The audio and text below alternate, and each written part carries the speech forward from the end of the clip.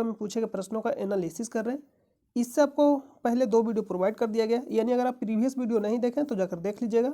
और इसका PDF आपको टेलीग्राम चैनल पर प्रोवाइड कर दिया जाता है। अगर आप खुद से भी इसे रीड कर सकते हैं, यानी अगर आप खुद से इसे PDF भी पढ़ सकते हैं तो आपको PDF प्रोवाइड कर दिया जाता है, जिसका लिंक आपको वीडियो के डिस्क्रिप्शन में मिलेगा। आपको क्या करना है, टेलीग्राम चैनल से जाकर ज्वाइन हो जाना है और वहाँ आपको इसका PDF प्रोवाइड कर दिया जाएगा, जिसका लिंक आपको वीडियो के डिस्क्रिप्शन में मिलेगा। या आपको टेलीग्राम चैनल पर जाकर सर्च करना है स्टडी लिंक PDF। क्या सर्च करना है, जाके स्टडी लिंक PDF, वहाँ से भी जाकर आप ज्वाइन हो सकते हैं। तो आप वहाँ से, तो आज का जो पहला प्रश्न है, सूची 1 को सूची 2 के साथ सुमेलित करें और सही उत्तर चुनें। ये तो दिया गया है सूची 1 और सूची 2। सूची 1 में क्या दिया गया, सिंधु स्थल, और सूची 2 में स्थान दिया गया है।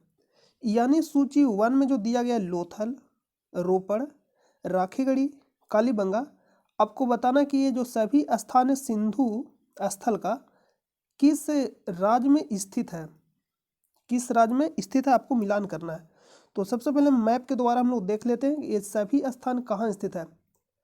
हड़प्पन सिविलाइजेशन, या तो हड़प्पा सभ्यता बोलते हैं, या सिंधु घाटी सभ्यता यानी इंडस वैली। क्या क्या मोस्ट इंपॉर्टेंट है इसमें जो पूछा जाएगा आपसे, मेहरगढ़ कहाँ स्थित है, पाकिस्तान में। और ये भी प्रश्न पूछा जाता है सिंधु नदी के किस साइड स्थित है। तो अगर आप ध्यान से देखिएगा, ये आपका रहा सिंधु नदी, ये कौन सी नदी है, सिंधु नदी। तो जब सिंधु नदी जिस साइड से मतलब बह रही है उस साइड से आपको क्या करना, चलना है।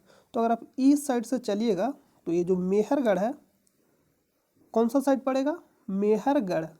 तो मेहरगढ़ आपका आ जाएगा यानी राइट साइड, यानी दायां साइड। कौन साइड आएगा, दायां साइड। तो आपसे प्रश्न पूछा जाएगा सिंधु नदी के कौन सा साइड स्थित है मेहरगढ़, ये प्रश्न पूछेगा। मोहनजोदड़ो, चनहुदड़ो, ये सब मोस्ट इंपॉर्टेंट है। सूतकांगे डोर। तो यहाँ से प्रश्न पूछेगा सिंधु घाटी सभ्यता के सबसे पश्चिमी स्थल कौन सा है, यानी सबसे पश्चिम साइड कौन सा है, सूतकांगे डोर। सूतकांगे डोर कहाँ स्थित है, पाकिस्तान में। मोहनजोदड़ो, सो क्या मिला, सबसे बड़ा स्नानागार। सबसे बड़ा स्नानागार कहाँ से मिला, मोहनजोदड़ो से। और सबसे बड़ा अनानागार, अनानागार कहने का मतलब उस समय के, मतलब मोहनजोदड़ो के समय, जैसे इस समय हम लोग क्या करते हैं, चावल दाल इस सबको रखने के लिए क्या करते हैं, कुछ भी मतलब ऐसा जो कोठी जिसको हम लोग बोलते हैं देहात में, उस टाइप का बना नहीं रहता है, उसी तरह से उस समय रखने के लिए क्या उसको बोलते थे, अनानागार। तो सबसे बड़ा अनानागार कहाँ से मिला, मोहनजोदड़ो से। कहाँ स्थित है, पाकिस्तान में। चनहुदड़ो से क्या मिला, बिल्ली का पीछा करते हुए कुत्ते का साँच, कहाँ से मिला, चनहुदड़ो से। इसको भी नोट कर लीजिएगा। और ये कहाँ स्थित है, पाकिस्तान में। मोहनजोदड़ो और चनहुदड़ो दोनों पाकिस्तान में स्थित है, जस्ट अपोजिट साइड। एक सिंधु नदी के दायां साइड स्थित है और एक बायां साइड। अब हम लोग चलते भारत के साइड तरफ। धौलावीरा कहाँ स्थित है, गुजरात में। धौलावीरा कहाँ स्थित है, गुजरात में। लोथल गुजरात में स्थित है। कालीबंगा राजस्थान में स्थित है। बनावली राखीगढ़ी। तो प्रश्न आपसे पूछा जाएगा, देखिए प्रश्न पूछेगा सबसे बड़ा स्थल, सिंधु घाटी सभ्यता का सबसे बड़ा स्थल कौन सा है, राखीगढ़ी। सबसे बड़ा स्थल जो पहले था धौलावीरा था, सॉरी मोहनजोदड़ो, लेकिन राखीगढ़ी का जब खोज हो गया तो मोहनजोदड़ो से भी बड़ा कौन हो गया, राखीगढ़ी। लेकिन कंडीशन यहाँ अगर लगा देगा सबसे बड़ा शहर, यानी कौन सा था, मोहनजोदड़ो सबसे बड़ा। लेकिन सिर्फ प्रश्न पूछेगा सबसे बड़ा स्थल कौन सा था, तो आंसर क्या होगा, राखीगढ़ी। कहाँ स्थित है, हरियाणा में। आलमगीरपुर, ये कहाँ स्थित है, दिल्ली के पास, यानी उत्तर प्रदेश, यानी जस्ट दिल्ली के पास ही स्थित है आलमगीरपुर। तो आलमगीरपुर से क्या प्रश्न पूछेगा, हड़प्पा सभ्यता का सबसे पूरब साइड, यानी पूरब साइड में, यानी पूर्व में कौन सा स्थल स्थित है? आलमगीरपुर। सबसे पूर्व में आलमगीरपुर और सबसे दक्षिण में मांडा स्थित है। और सबसे उत्तर में मांडा स्थित है और सबसे दक्षिण में दैमाबाद महाराष्ट्र में। और किस नदी के किनारे स्थित है? परवरा नहीं रहेगा तो गोदावरी। और आलमगीरपुर हिंडन नदी के किनारे स्थित है। तो याद रखिएगा, मोस्ट इंपॉर्टेंट है। तो अब चलते हैं हम लोग प्रश्न पे। लोथल कहाँ स्थित है? गुजरात में। भगवा नदी के किनारे स्थित है। राखीगढ़ी कहाँ स्थित है? हरियाणा में। कालीबंगा राजस्थान। रोपड़ पंजाब। देखिए रोपड़ शायद आपको हम नहीं बताएं। रोपड़ कहाँ स्थित है? पंजाब। देखिए यहाँ है रोपड़। रोपड़ कहाँ स्थित है? पंजाब में। और हड़प्पा किस नदी के किनारे स्थित है? भी प्रश्न पूछा जाता है। रावी नदी के किनारे। तो आंसर होगा ए का 4, यानी लोथल गुजरात। तो ए का 4 ऑप्शन नंबर ए और सी नहीं होगा, तो हो क्या सकता है? यानी बी या डी होगा। ए का 4 और बी का 3, सी का 2 नंबर। तो सी का 2 नंबर यानी ऑप्शन नंबर बी राइट हो जाएगा और डी का 1, ऑप्शन नंबर बी राइट हो जाएगा। देखिए ऊपर में एक और प्रश्न है, रामनाथ कोविंद भारत के कौन से नंबर के राष्ट्रपति बने? तो इसका आंसर क्या हो जाएगा? 15वें नंबर का, ऑप्शन नंबर सी। राष्ट्रपति बनने से पहले ये बिहार के राज्यपाल थे, इसलिए प्रश्न पूछा गया होगा क्योंकि बिहार से संबंधित है। नेक्स्ट प्रश्न है कि ग्लोबल हैंगर इंडेक्स निम्नलिखित में से किसके द्वारा प्रकाशित किया जाता है? किसके द्वारा प्रकाशित किया जाता है? तो लिख रहा है वैश्विक भूखमरी सूचकांक, ग्लोबल हैंगर इंडेक्स, इंग्लिश में बोलते हैं उसी को। तो लिख रहा है वैश्विक भूखमरी सूचकांक को आयरलैंड स्थित एक एजेंसी कंसर्न वर्ल्ड वाइड और जर्मनी के एक संगठन बेल्ट हैंगर हिल्फे द्वारा संयुक्त रूप से तैयार किया जाता है, लेकिन इसे 2006 में बनाया गया था। GHI जिसको हम क्या बोलते हैं? Global hanger index. शुरू में अमेरिका स्थित अंतर्राष्ट्रीय खाद्य नीति अनुसंधान संस्थान, जिसको हम शॉर्ट में क्या बोलते हैं? IFPRI, international food policy research institute, और जर्मनी स्थित बेल्ट हुंगर या हैंगर हिल्फा विश्व भूख सहायता संस्था द्वारा प्रकाशित किया जाता था।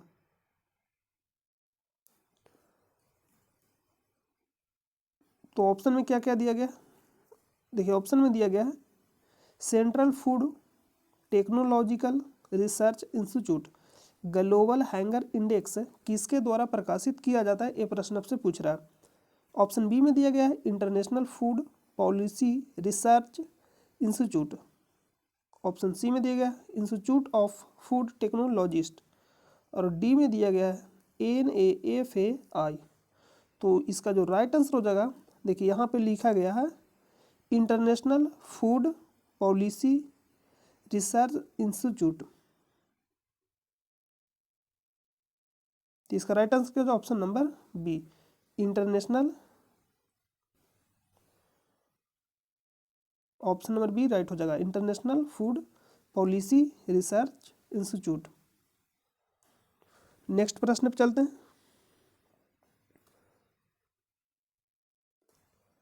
नेक्स्ट है कि नागल बोलिए किसके लिए जाना जाता है?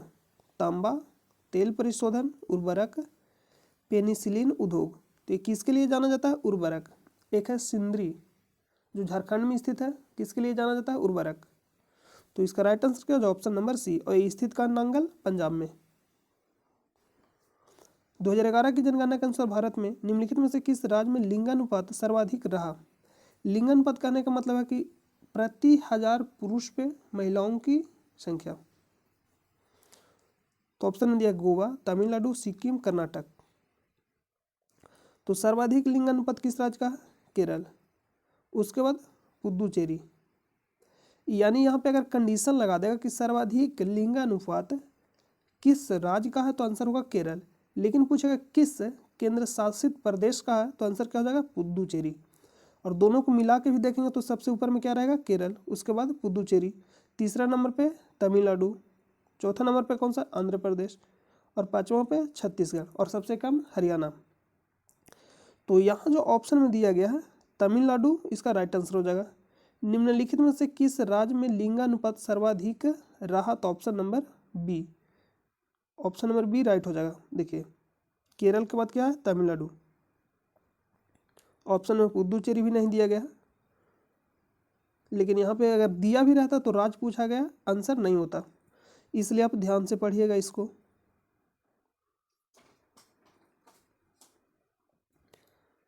नेक्स्ट है लूसी दुनिया का सबसे बड़ा ज्वालामुखी विस्फोट किस द्वीप में है, इंडोनेशिया। ये कहाँ स्थित है, इंडोनेशिया में। आपको मालूम है कि रिंग ऑफ फायर जो किस लिए प्रसिद्ध है, ज्वालामुखी के लिए, ये कहाँ स्थित है, इंडोनेशिया के हिस्सा में। इसलिए लूसी दुनिया का सबसे बड़ा ज्वालामुखी विस्फोट किस द्वीप में है, Indonesia, option number D. Madagascar, Maldives, Mauritius. Location बता देते हैं। देखिए ये रहा आपका मेडागास्कर, ये क्या है मेडागास्कर, ये क्या है, देखिए ये है आपका मेडागास्कर, ये है मॉरिशस, और ये रहा इंडोनेशिया, ये क्या है इंडोनेशिया, और मालदीव, देखिए ये रहा आपका मालदीव। तो इसका राइट आंसर क्या हो जाएगा, ऑप्शन नंबर डी। नेक्स्ट प्रश्न पे चलते हैं। आपसे प्रश्न पूछा जाएगा मालदीव और मिनी क्वाई द्वीप के बीच कितना डिग्री चैनल है। या तो प्रश्न ये पूछेगा, या प्रश्न पूछेगा 8 डिग्री चैनल किसके बीच स्थित है, मालदीव और मिनी क्वाई द्वीप के बीच, और 9 डिग्री चैनल मिनी क्वाई और लक्षद्वीप के बीच, और 10 डिग्री चैनल अंडमान निकोबार और अंडमान निकोबार के बीच। देखिए 10 डिग्री चैनल अंडमान और निकोबार द्वीप के बीच। इसमें भी ज़्यादा अगर डीप में पूछेगा तो क्या देगा, लिटिल अंडमान और कार निकोबार, क्योंकि जो अंडमान है ये 4 भागों में बांटा गया है, उत्तरी अंडमान, मध्य अंडमान, दक्षिणी अंडमान और लिटिल अंडमान, और निकोबार को 2 भागों में, एक कार निकोबार और एक बृहत निकोबार। तो इस प्रश्न का आंसर क्या हो जाएगा, option number D Indonesia. Next है कि निम्न में से कौन सी प्रार्थना समाज की मांग नहीं थी। तो प्रार्थना समाज किसके द्वारा स्थापित किया गया था, तो मेन रूप से याद रखिएगा प्रार्थना समाज का स्थापना किसके द्वारा किया गया था। तो प्रार्थना हम लोग किस तरह से करते हैं, आत्मा से, तो याद रखिएगा आत्मा से, आत्मारंग पांडुरंग। कब किया गया था, 1867 में। प्रार्थना समाज का स्थापना 1867 में, किसके द्वारा, आत्मारंग पांडुरंग के द्वारा। और इसका जो मुख्य उद्देश्य था स्त्री शिक्षा, विधवा पुनर्विवाह और लड़कियों एवं लड़के एवं लड़कियों की विवाह आयु में वृद्धि करना, इसका मुख्य उद्देश्य था। अस्पृश्यता की समाप्ति इसका उद्देश्य नहीं था, तो इसका जो राइट आंसर हो जाएगा ऑप्शन नंबर डी। कौन सा नहीं था, तो ऑप्शन नंबर डी। विधवा पुनर्विवाह एक्ट 1856 में ईश्वरचंद विद्यासागर किसके समय आया था, लॉर्ड डलहौजी के समय। तो आपसे प्रश्न पूछा जाएगा विधवा पुनर्विवाह एक्ट कब का था, 1856।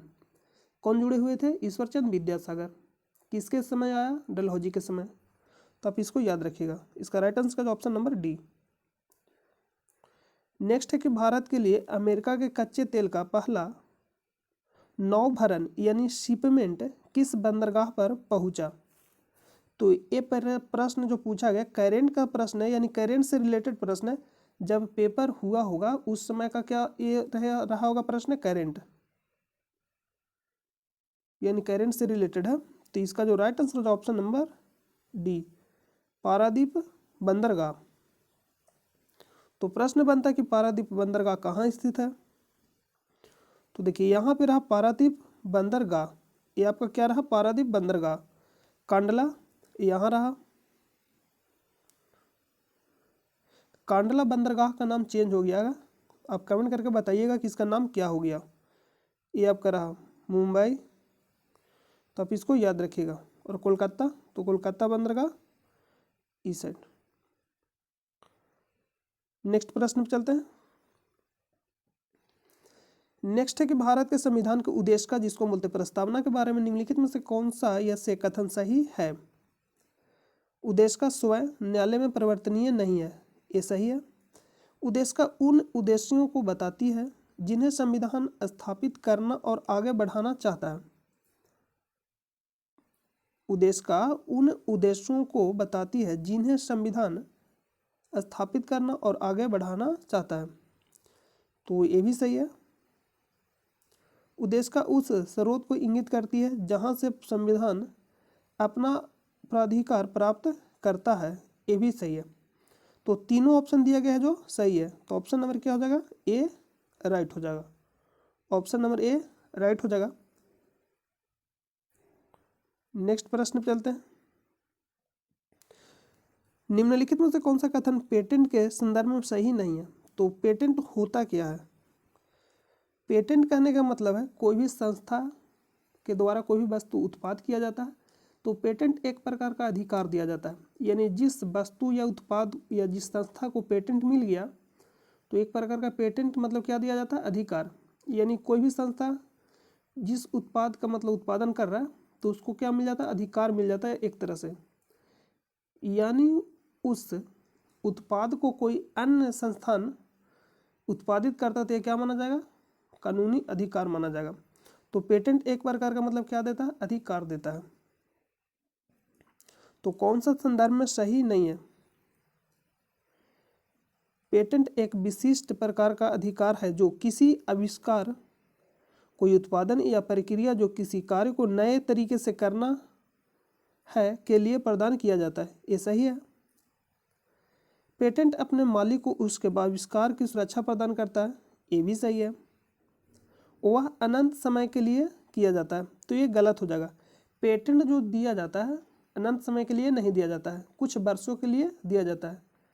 20 वर्षों के लिए शायद दिया जाता है, मतलब इसी के आसपास दिया जाता है 20 वर्षों के लिए। अलग अलग देशों में अलग अलग भी रहता है। पेटेंट मालिक के पास यह अधिकार है कि वह यह निर्धारित कर सके कि उसके आविष्कार को कौन इस्तेमाल कर सकता है, तो ये भी सही है। तो गलत कौन सा? ऑप्शन नंबर सी राइट हो जाएगा। गलत चुनना था, ऑप्शन नंबर सी ए रहा पेटेंट। ब्रह्मपुत्र नदी अपने स्रोत से लेकर डेल्टा तक गुजरती है। तिब्बत, चीन, म्यांमार से, भूटान से गुजरती है? नहीं। देखिए सबसे पहले आप मैप में देखिए कि जो ये ब्रह्मपुत्र नदी, थोड़ा इसको कम कर लेते हैं।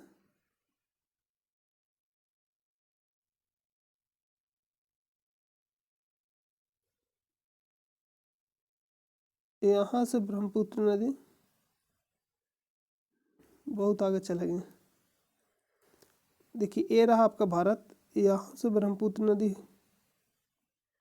यहाँ, यानी मानसरोवर झील से निकलकर 3 यानी तिब्बत होते हुए यहाँ अरुणाचल प्रदेश में एंट्री करेगी और असम होते हुए बांग्लादेश में एंट्री करेगी और बंगाल के खाड़ी में जाकर गिर जाएगी। तो प्रश्न पूछा गया है, ब्रह्मपुत्र नदी अपने स्रोत से लेकर डेल्टा तक गुजरती है। तिब्बत, चीन, म्यांमार, म्यांमार में जाती है? नहीं। म्यांमार में नहीं जाती है। भूटान में नहीं जाती है। चीन, भारत एवं बांग्लादेश, म्यांमार, तो ये भी ऑप्शन नहीं हो, तो ऑप्शन नंबर सी राइट हो जाएगा। अरे लोकेशन अगर आपको मालूम होगा, देखिए यहाँ पे ये आपका रहा नेपाल, यहाँ पे रहा भूटान, तो यहाँ पे मोटा हुआ इसलिए शायद आपको लग रहा होगा कि भूटान में भी जाती है, लेकिन भूटान में नहीं जाती है। एंट्री कहाँ करती है? अरुणाचल प्रदेश में। देखिए यहाँ।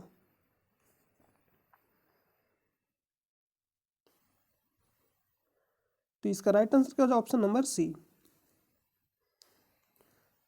नेक्स्ट है कि निम्नलिखित में से कौन सा देश भारत की सीमा से नहीं लगता है? तो ये प्रश्न आप आसानी से कर सकते हैं। चीन, बर्मा, भूटान, ताइवान। तो इसका राइट आंसर क्या होगा? Option number B. बर्मा बोले तो म्यांमार, चीन से भी लगता है, भूटान से भी लगता है, ताइवान से नहीं लगता है। देखिए ये आपका रहा भारत, ये चीन से सीमा, नेपाल हो गया, यहाँ भूटान हो गया, इधर म्यांमार हो गया, म्यांमार, और इधर पाकिस्तान, और ये आपका रहा अफगानिस्तान।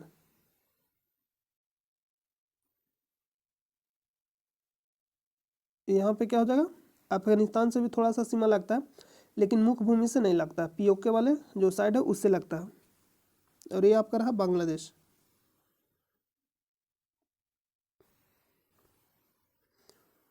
इसका राइट आंसर का ऑप्शन नंबर बी।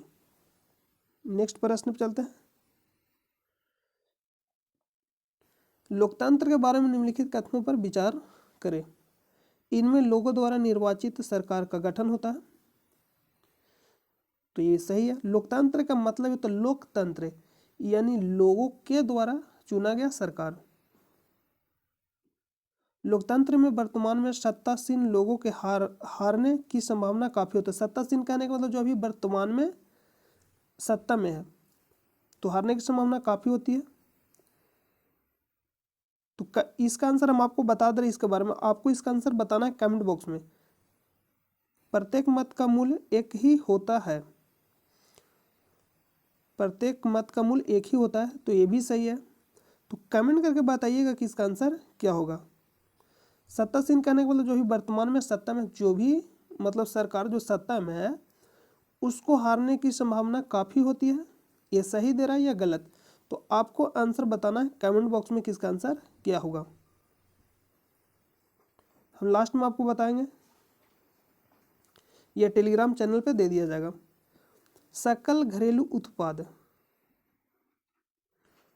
को किसके सभी के लिए मूल्य के रूप में परिभाषित किया जाता है।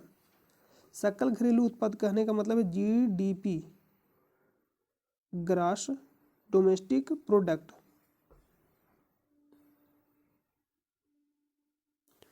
तो इसका जो राइट आंसर हो जाएगा, किसी अर्थव्यवस्था में एक वर्ष में उत्पादित वस्तुएं एवं सेवाएं।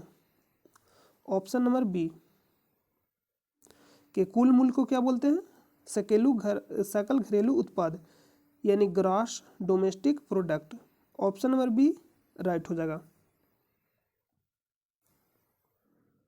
नेक्स्ट है, निम्नलिखित में से कौन सी मुद्राएं स्पेशल ड्राइंग राइट की पेटिका में आती है।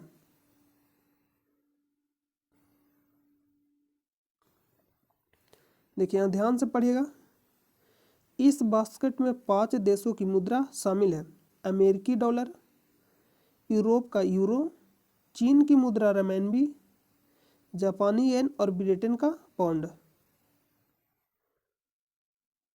यूएसए डॉलर शामिल है, जापानी येन ये भी शामिल है, ब्रिटिश पाउंड ये भी शामिल है, चाइनीज रेमनबी ये भी शामिल है और यूरो ये भी शामिल है। यानी ऑप्शन नंबर डी उपरोक्त सभी। निम्नलिखित में से कौन सा क्षेत्र जैव विविधता का स्थल है। तो पश्चिमी घाट, जैव विविधता हो जाएगा पश्चिमी घाट।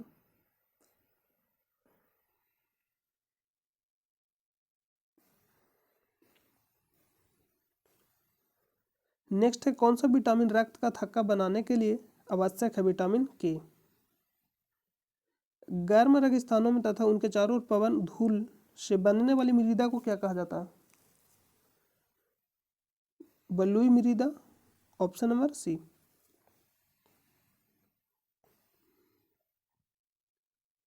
निम्नलिखित में से कौन सा या कौन से कथन सही है।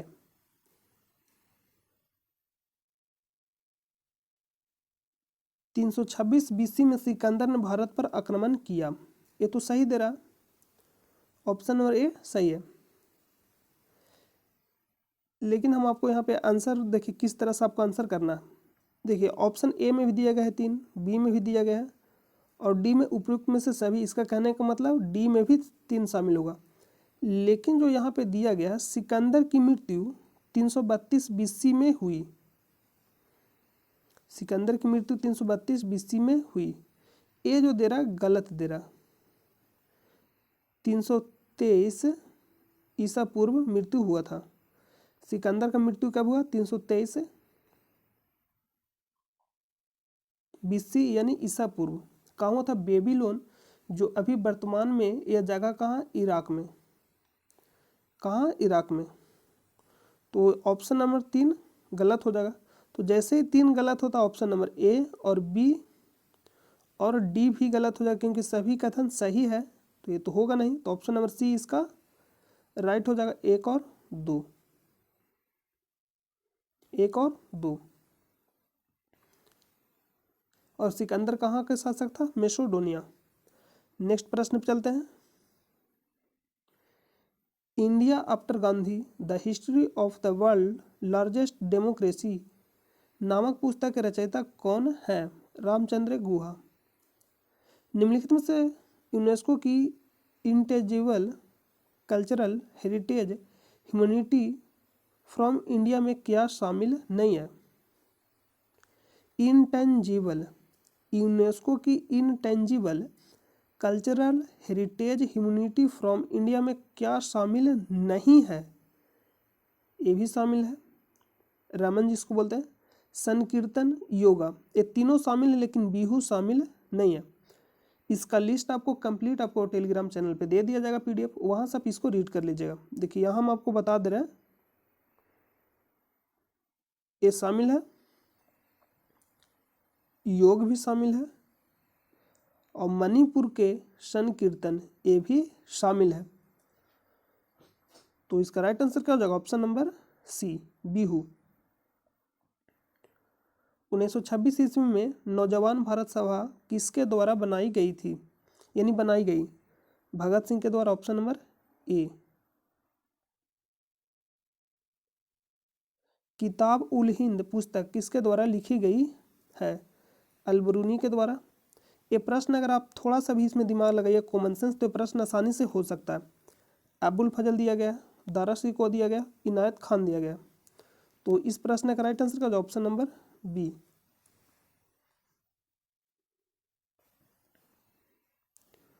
नेक्स्ट, धारणीय विकास की संकल्पना किससे संबंधित है?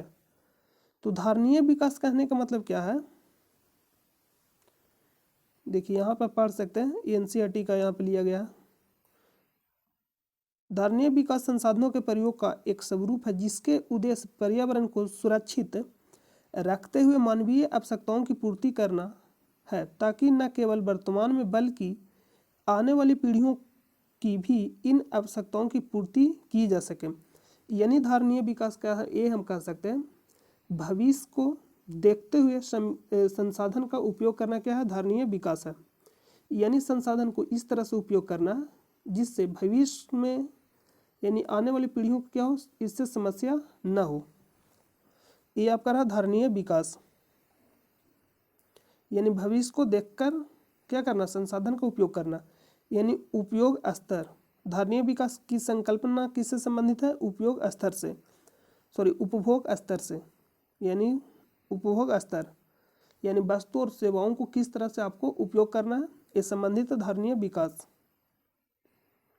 निम्नलिखित को सुमेलित कीजिए। ब्रह्मचर्य यानी जन्म से 25 वर्ष तक, गृहस्थ 25 से 50, वानप्रस्थ यानी 50 से 75। वानप्रस्थ कहने का मतलब है सामाजिक और धार्मिक जीवन जीना। सन्यासी 75 से 100, 75 से 100। इसका जो right answer option number D, इसको मिला लीजिएगा, ऑप्शन नंबर डी। नेक्स्ट प्रश्न पे चलते हैं। तो नेक्स्ट प्रश्न सारा कंप्लीट हो गया। तो उम्मीद करते हैं कि यह वीडियो आपको पसंद आया होगा, और इसका PDF आपको टेलीग्राम चैनल पे दे दिया जाएगा, जिसका लिंक आपको वीडियो के डिस्क्रिप्शन में मिलेगा, या आपको टेलीग्राम चैनल पे जाकर सर्च करना स्टडी लिंक PDF, वहाँ से भी जाकर ज्वाइन कर सकते हैं। मिलते हैं नेक्स्ट वीडियो में, तब तक के लिए अपना ख्याल रखिए। जय हिंद, जय भारत।